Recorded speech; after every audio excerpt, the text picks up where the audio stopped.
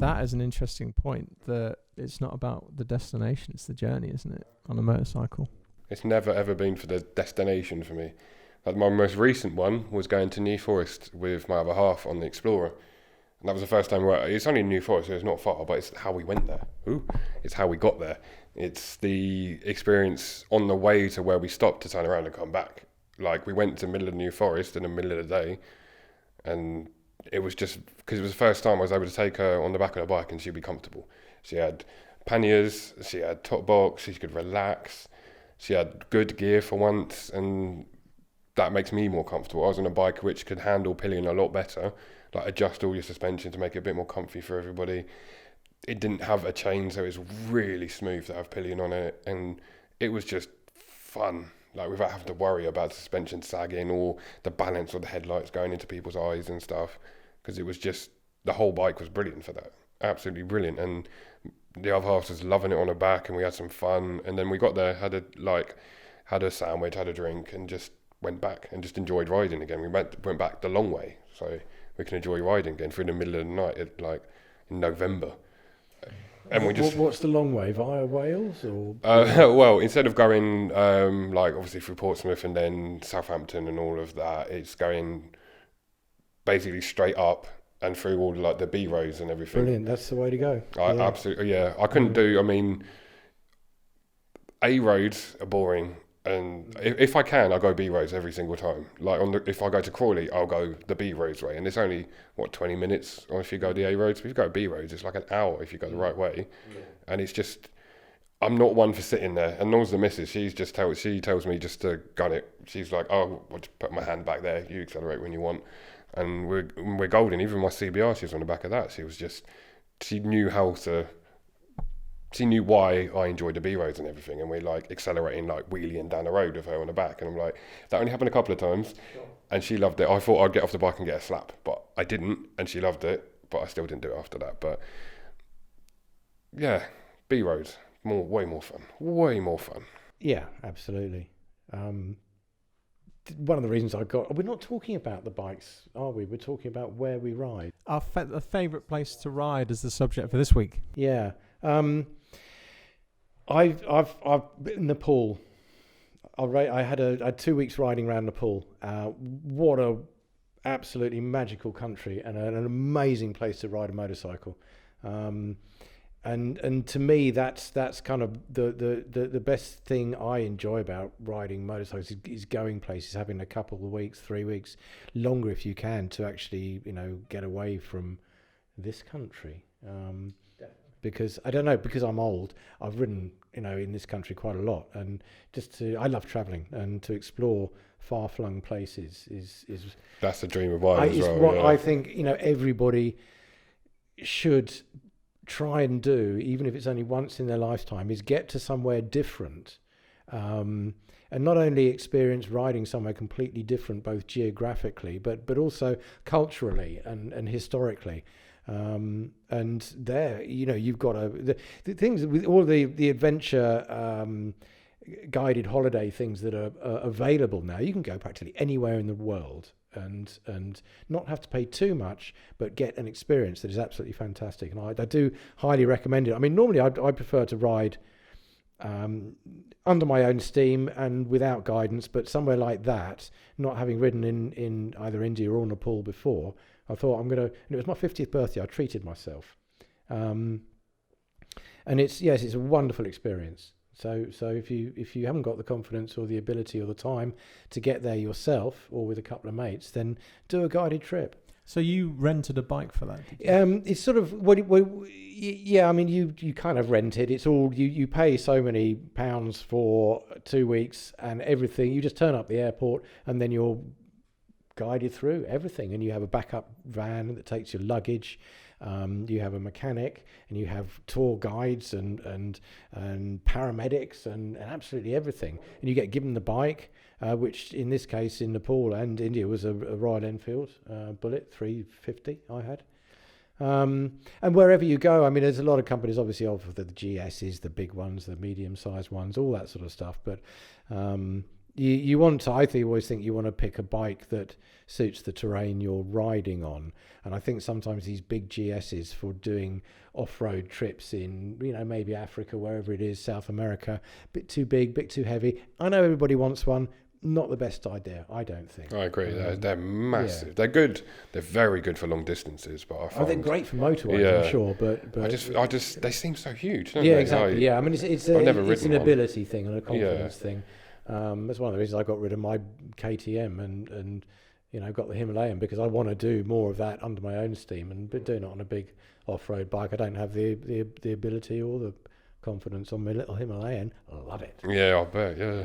There's lots of places I'd like to go. I tend to just commute to work, and I'm starting to discover roads in Sussex and explore a bit more. But I'd love to go to the Pacific Coast Highway in America. That'd be amazing. Yeah. And North Coast 500 as well, which you've done that. I haven't done it. No. Oh, okay. No. Of all the places I have been, Scotland is one place that so far has eluded me, but it is on the list. But it is a big list, but it's on the list. It's annoying to me because a couple of times I've been to Scotland and Wales, I've been in the car. So I'm driving along, I'm like, this road would be amazing on a bike. But then I'm just in the car, like, pootling along. But so I remember the best ride I've ever done was when me and the other half were in Corfu. We rented a 200cc moped and rode around Corfu. And the roads there were amazing. I say amazing, the scenery was amazing. The roads were caked in just stuff. Like, it was slippery. The bike I had no brakes, no tyres. I don't think it had oil in it. And we were up, and we was going through the hills, just up and up and up and up and up. You get to the top, and it's amazing. You just think you've just taken yourself there. There's no tour guide. There's none of that. Like, that was kind of freaky, because you're like, how on earth do I get back, and my Wi-Fi and my 3G's not working? But in that respect, that kind of freedom of, like, you're in a different country, you don't know where you're going. I've had a quick look on maps and stuff, but that was really enjoyable. That was really, really enjoyable. But I get the same enjoyment out of finding new roads in Sussex. And I recently found a couple of little side roads that take me to different areas. And I'm like, oh, that's kind of fun. And it's like a different route I can go and just enjoy it. Because I'll find any excuse to go through the country, any reason. Even if I need to go to the shops, like the big supermarket, to get milk or whatever, I will take the hour's route if it's a nice day, just to get out on a bike and just to have that exploration, in a sense. It's not really exploration because I know where I'm going, but that freedom of it and things. Just any excuse. Always. Do you guys actually have a favourite road, would you say? That's no, not really. I mean, of recent experience, my favourite road would be the one that is called the Route des Grands Alpes, because it is basically, it's one route, it's not one road. But you're probably sort of like talking about in this country. I used to do the A272 a lot, going from where I live to Winchester. Basically, it kind of ends up. That's quite a nice road as long as there's no caravans and stuff on it. And there's always caravans on it. But of course, on a bike, it doesn't matter because you can just get past it. But that's quite a good road. But the more you do the same road, it kind of, sometimes it loses it a bit. I don't know. I mean, the favourite roads that I've ridden, I've got memories of like doing the Stelvio Pass, the road up to that and down the other side. Fantastic. I did the Great Ocean Road in Australia. Again, another fantastic road. In the Alcan Highway, going up through British Columbia to Alaska. What a road! Where it was a road, a lot of the time it's just a mud track. Individual times I've ridden. I mean, you only do those once, really. But a favourite road you ride a lot? No, anything that doesn't have too much traffic on it, really, and as long as I'm on my bike, Have you done any globe trotting on your bike?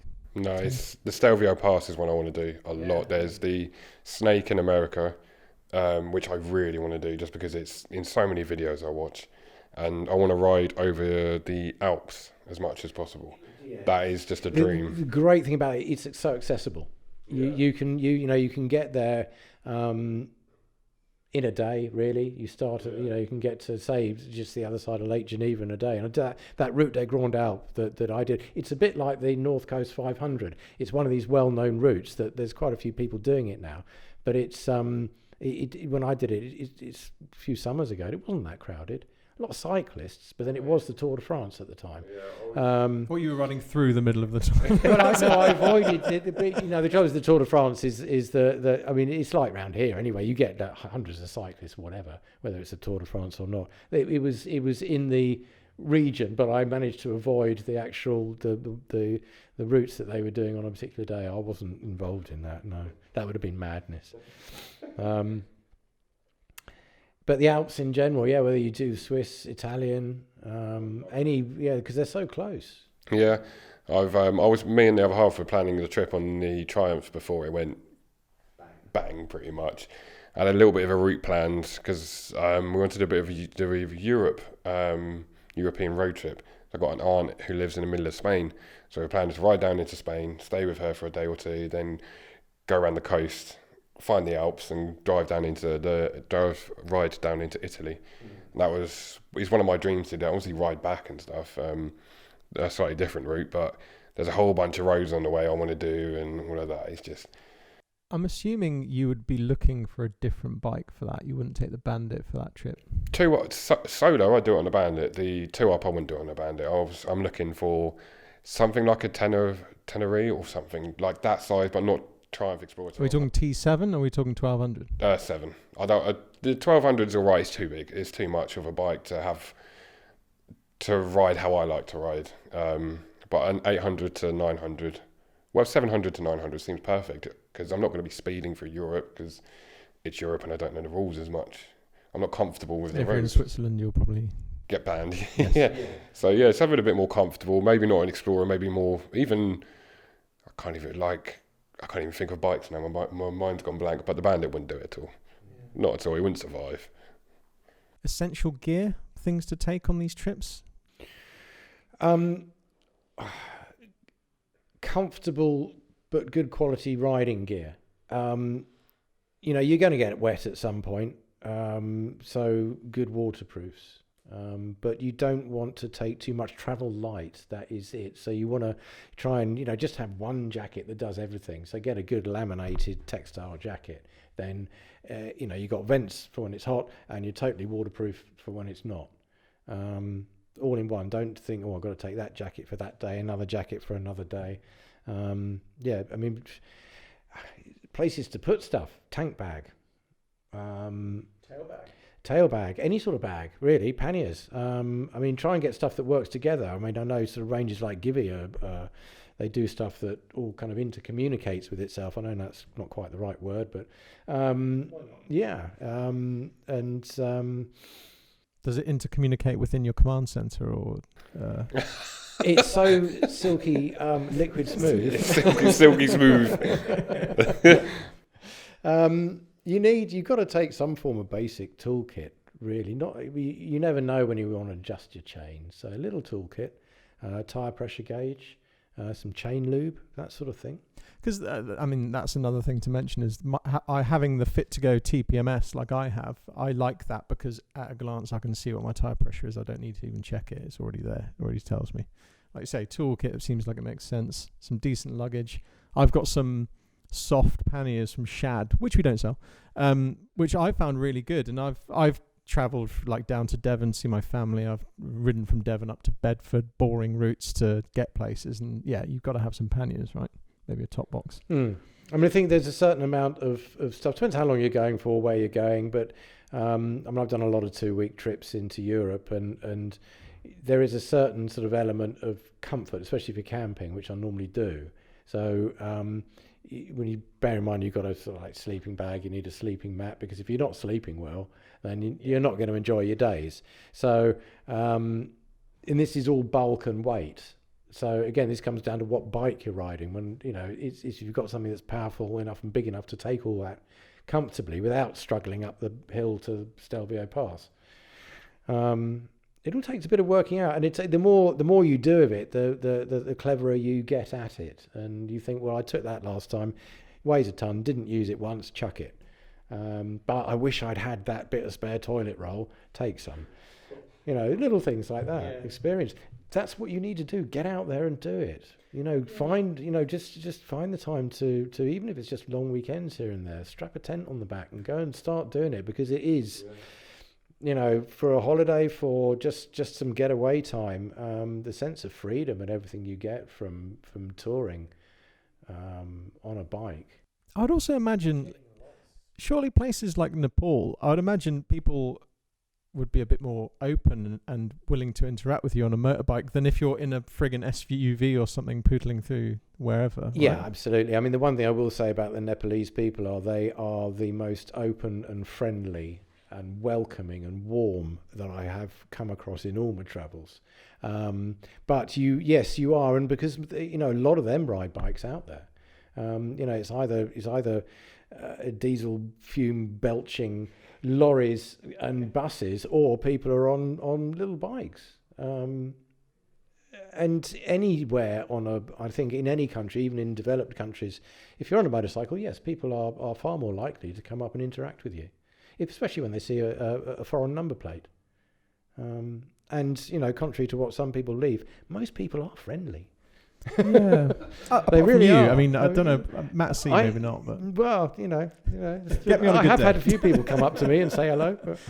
And I mean, I guess we should probably wrap it up. But I think that's something for me about motorcycles is you do just have people randomly wander up to you, don't you? Even on my MT-07, I'm in the Tesco car park and someone walks up to me and talks about BSB or the TT, and I'm like, well, I just happen to be on a motorbike. Get a Triumph. Once you get a Triumph, you get everybody talking to you who used to have a Bonnie back in 19 whatever it was. I don't mind it at all. I enjoy it. Yeah. But everywhere I went on that bike, you get some old chap who's got a story to tell, and it's always cool. It's always cool. I mean, sometimes obviously when you're just getting the shop and it's like 10 o'clock at night and some randomers coming up to you, it's a bit like, whoa. But when I took it down to events or like New Forest, I got people talking to me about Triumph. They've seen the Triumph and it relives for them, which is always awesome. And I love hearing stories about it. Like the CBI was different, and everybody talks to me about my Bandit. Everybody's always had a Bandit, and I love it because Bandits are cool. They are cool. Himalayas are cool. MT-07s are pretty cool. Yeah, they're pretty cool. The Royal Enfield attracts a lot of questions. It's like, is that a real Royal Enfield? Yeah. All sorts of questions you get. I noticed that because I did a couple of test rides on the Royal Enfields, and loads of people were coming up. And the same thing, like 95-year-old dude who had a Royal Enfield back in the day comes to talk to you, which is awesome. I love that. I love the interaction. And we're going to have some more of that, hopefully, at the events that we're going to be doing in the past that are going to occur after this has been released. I think we should call it there, should we? In summary, there's loads of amazing places in the entire world to go and ride. I want to try and explore Sussex more. Maybe we can do that as a crew. I don't know. In summary, just get 2 wheels and go riding. Ride a motorcycle.